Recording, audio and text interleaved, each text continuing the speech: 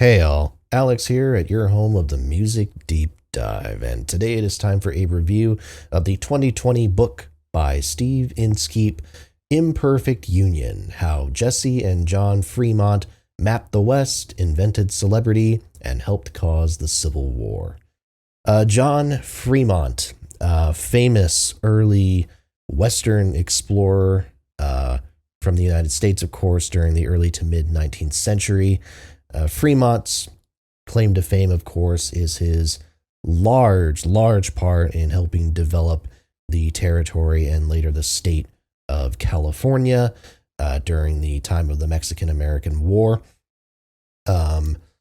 He is also well known for his very, I think, singular presence amongst the political scene of the 1850s and 1860s. Fremont, of course, was the first ever Republican presidential candidate in 1856, losing, of course, to James Buchanan, who many people consider the worst president of all time. But Fremont is interesting in that he doesn't really fall under any sort of a neat label, even for the Republicans at the time, which were kind of a loose band of brothers and sisters, if you will, trying to form an identity behind the platform that was anti-slavery. Fremont got himself in trouble several times over the course of his military and professional career with a couple of presidents. Of course, there's the clash with Abraham Lincoln during the early part of the Civil War when he emancipated the slaves down in St. Louis, Missouri. That resulted in, like I said, major backlash from Lincoln at the time, but in a way maybe set the ball rolling for the eventual national emancipation of the enslaved folks back then. It's a very singular legacy here that Fremont has, and I mentioned John to start off. Really, Jesse Benton Fremont is the star of the show, though, because Jesse, and this book does a good job of explaining it, Jesse is really the heart and soul behind everything, and she is the person who like mechanizes everything and makes everything happen. She's the daughter of a very popular senator at the time, Thomas Benton, popular enough that he got a profile in the famous JFK book, Profiles of Courage. And her stature meant that she was able to network and connect with a lot of people and build those relationships. And she grew into very much her own person and her own politician, her own political self, as you will.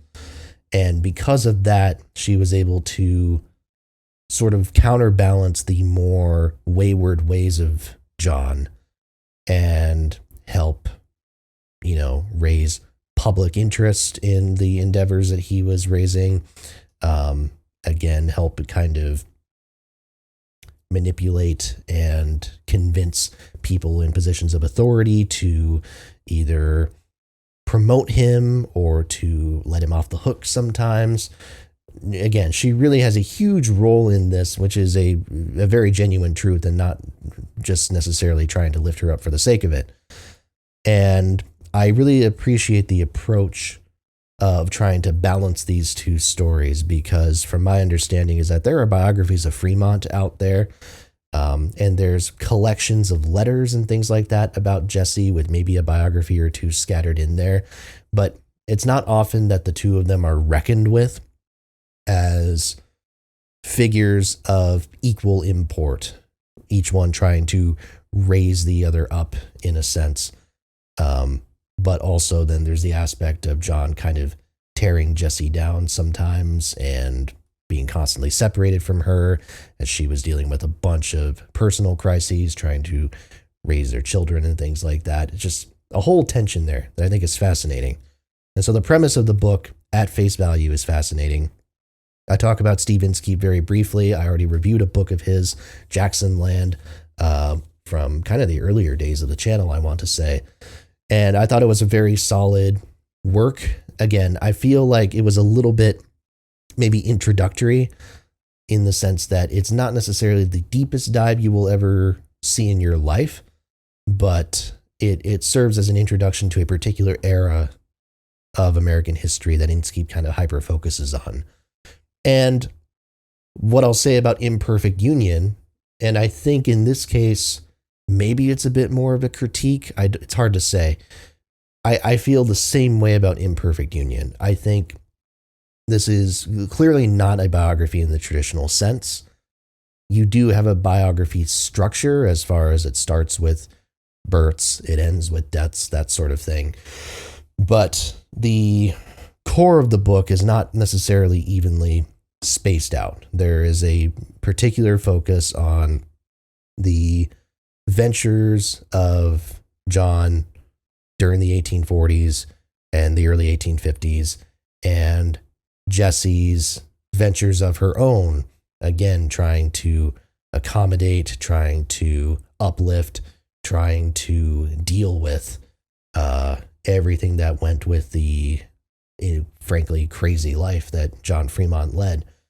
And the book spends most of its duration talking about that period of time and ends more or less with the presidential election of 1856, and then everything that comes afterwards is kind of an epilogue, which is fascinating because I think the Missouri story in particular from the Civil War era could have merited quite a few pages, but, it is what it is.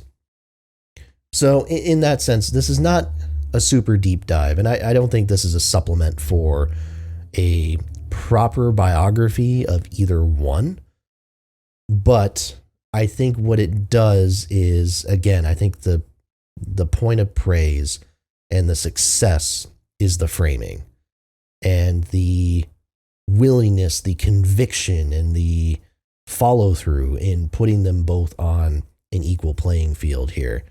You get to spend time with Fremont himself in the mountains, the woods, the rural areas of California. And you get to spend time with Jessie in senators' offices, at home, in the form of letters that she writes back and forth from John, and how her relationship with him is so complicated by the very nature of his life, someone who could be gone for years at a time, potentially, with months, weeks, potentially, of not hearing from him and not having any idea if he was alive or dead.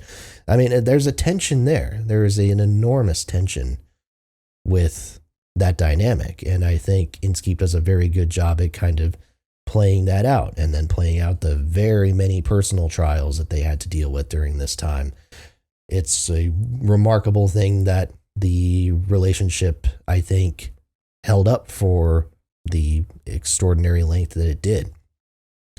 And I think, does this book necessarily put John and Jessie Fremont into the context of the times and emphasize their importance? I think yes. Sometimes I wonder if it's still a little bit of painting Fremont as kind of a sideshow to a lot of the American political scene, because Inskeep does contextualize it, but I think, again, it's a sense of like, here's the stuff that is happening while John Fremont is out doing his own thing in California.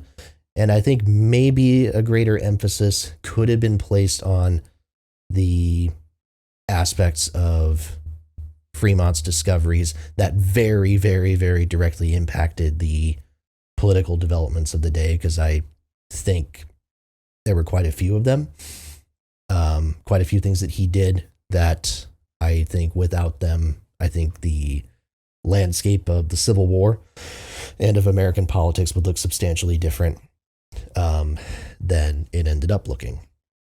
But in any case, it's a really strong book overall. Like I said, I think certainly as an entry-level piece, it is fantastic. It's very well written. Again, Inskeep, I think, is a very solid, efficient, and very accessible writer, which is, really all you can ask for, I think, especially from someone with that type of journalistic background. And You know, I think if anything, treat this as a launching pad to potentially pick up. I think Alan Nevins is the one who has written the so-called definitive biography of Fremont, at least from the last century or so. So might be worth investigating his book, and then investigating whatever else there is on Jesse out there, collections of letters, biographies if they exist, that sort of thing. I think it's a good gateway book. I think it serves that role well. And I feel like it was probably meant to serve that role and not necessarily serve as the definitive story. So in that sense, I say well done, and it succeeds. With that, I want to thank you all so much for watching. Please make sure to like, comment, and subscribe. As always, more reviews are to come. Hit that bell for notifications and tell a friend as well. Thanks so much, and I'll see you next time, right here at your home of the Music Deep Dive.